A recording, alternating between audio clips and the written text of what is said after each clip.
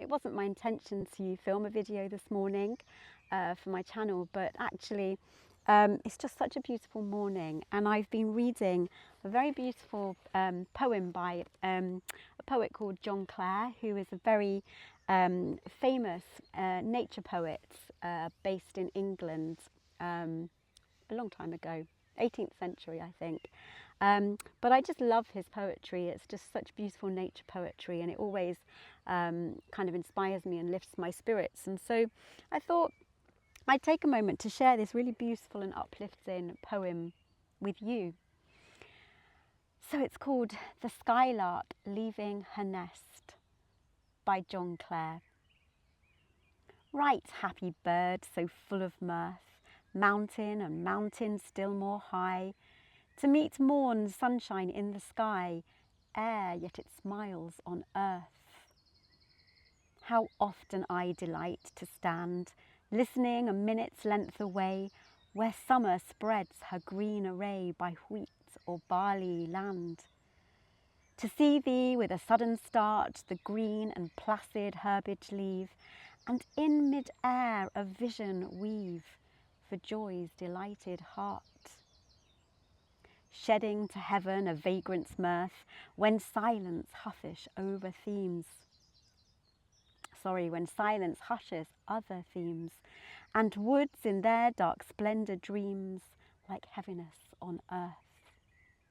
My mind enjoys the happy sight, to watch thee to the clear blue sky, and when I downward turn my eye, earth glows with lonely light. Then nearer comes thy happy sounds, and downward drops thy little wing, and now the valleys hear thee sing, and all the dewy grounds gleam into joy now from the eye. Thou art dropping sudden as a stone, and now thou'rt in the wheat alone, and still the circle of the sky, and absence like a pleasure gone. Though many come within the way, thy little song to peep in day is still remembered on. For who that crosses field of corn, where skylarks start to meet the day, but feels more pleasure on his way upon a summer's morn?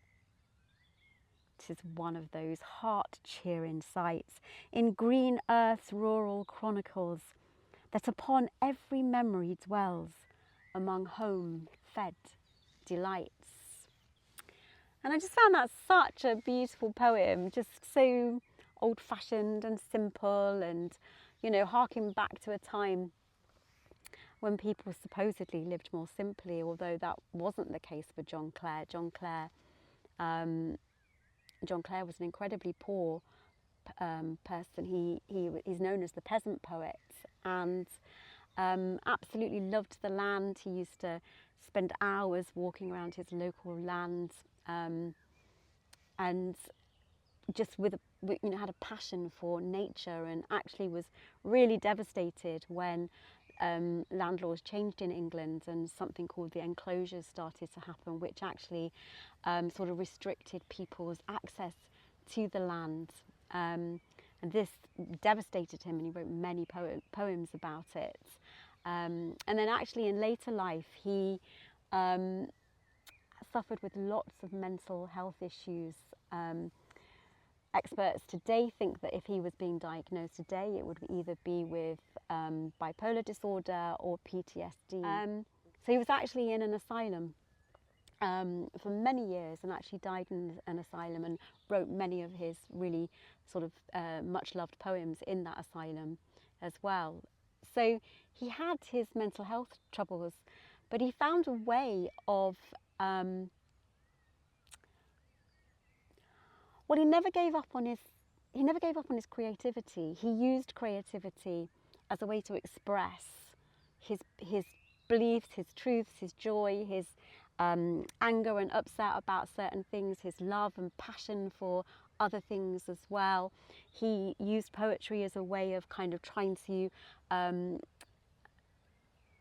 not quite sure of what the word is, what the word that I'm looking for, but certainly there was a correlation between his mental health suffering and some of his poetry that he wrote. So perhaps it was like a very cathartic thing for him to be able to write and express the internal suffering through words and imagery. And the reason that I'm actually spending quite a lot of time reading about John Clare's work is because I'm just in the process of setting up a one-day writing retreat at the cottage where he lived, where he was born, where he grew up, and where he lived sort of into adulthood, although we did actually move as well. So yeah, I've got the good fortune of actually setting up a one-day writing retreat in his house, and also using the garden of his cottage as well. So I'm really excited about this. It's kind of the first project that I've done that's specifically related to my PhD research, that's kind of focusing on writing for well-being and sort of the relationship between trauma, writing and wellness. So yeah, it's kind of a little bit a step forward for me in terms of my sort of PhD work that so far has been very sort of private and sort of done in the isolation of my own home. But obviously those of you that watch this channel know that my passion is supporting people who are in the early stages of recovering from a nervous breakdown, so that you can sort of begin to find ways of identifying why the breakdown happened to you, and then also working out ways to actually sort of rebuild your life, naturally. And obviously you will know as well from this channel that writing is one of my passions. It's a tool that I feel is very, very empowering in terms of helping you to process very difficult emotions and move through them and shift through them. So you know me. You don't need me to. Those of you that are regular watchers to this channel do not need me to remind you that my passions for walking, for writing, and for creativity as a kind of roots back to wellness. So if you're interested in the retreats, if you're in England, if you live in England, if you're close to Helpstone in Lincolnshire, I think it's on the 10th of August. The information is in the description box below. But really, primarily, what I wanted to just share with you is this beautiful buttercup that I'm sitting in. I mean, it's absolutely gorgeous. I'll just do a little bit of I'm just sitting in a beautiful buttercup field.